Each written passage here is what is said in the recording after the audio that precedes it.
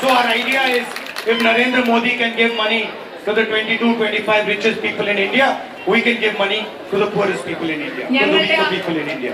ഞങ്ങളുടെ ആശയം എന്ന് പറഞ്ഞാൽ നരേന്ദ്രമോദിക്ക് ഈ രാജ്യത്തെ അതിസമ്പന്നരായ 22-25 മനുഷ്യർക്ക് ഒരുപാട് പണം നൽകാൻ സാധിക്കുമെങ്കിൽ ഇന്ത്യൻ നാഷണൽ കോൺഗ്രസിന് ഈ രാജ്യത്തെ യുവതീ ജനങ്ങൾ യുവാക്കൾക്കും അതുപോലെ ഈ രാജ്യത്തെ ദരിദ്രരായ മനുഷ്യർക്കും പണം നൽകാൻ സാധിക്കുമെന്നാണ് ഞങ്ങൾ നിങ്ങളോട് പറയുന്നത്.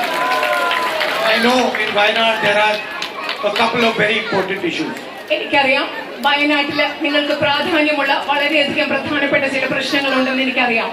There is the night traffic ban issue. രാത്രികാല യാത്രാ നിരോധനം നിങ്ങളുടെ പ്രധാനപ്പെട്ട ഒരു പ്രശ്നമാണ്. There is the human-animal conflict issue. മനുഷ്യമൃഗ സംഘർഷങ്ങൾ, വന്യമൃഗങ്ങളുമായിട്ടുള്ള സംഘർഷം നിങ്ങളുടെ ഒരു പ്രധാനപ്പെട്ട പ്രശ്നമാണ്. And there is the medical college issue. അതുപോലെ തന്നെ മെഡിക്കൽ കോളേജിന്റെ പ്രശ്നം.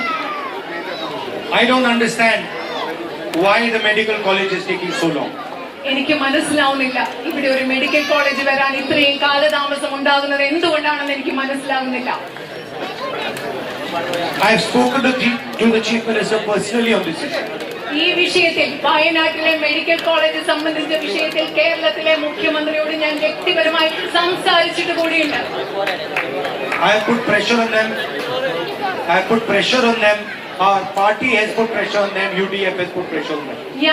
ഞങ്ങളുടെ പാർട്ടി ഇന്ത്യൻ നാഷണൽ കോൺഗ്രസ് അതുപോലെ ഐക്യ ജനാധിപത്യ മുന്നണി മെഡിക്കൽ കോളേജ് എന്ന വിഷയത്തിന് വേണ്ടി കേരളത്തിലെ LDF ഗവൺമെന്റിന്റെയും മുഖ്യമന്ത്രിയുടെയും മേൽ സമ്മർദ്ദം ചെലുത്തിയിട്ടുണ്ട്. But somehow they keep delaying it. പക്ഷേ എന്തുകൊണ്ടാണെന്നറിയില്ല, അവർ ഇത് താമസിപ്പിച്ചുകൊണ്ടേയിരിക്കുകയാണ്. Anyway, on all these three issues, I am fully committed to make sure that they happen.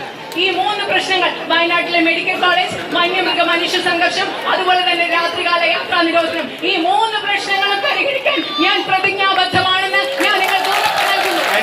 And if the left front government is not ready to do it, then when the UDF government comes in power in Kerala, which it will soon, we will do it. ഒരു പക്ഷേ ഇടതുപക്ഷ ജനാധിപത്യ government ഇത് ചെയ്യുന്നില്ലെങ്കിൽ കേരളത്തിൽ ഐക്യ ജനാധിപത്യ മുന്നണി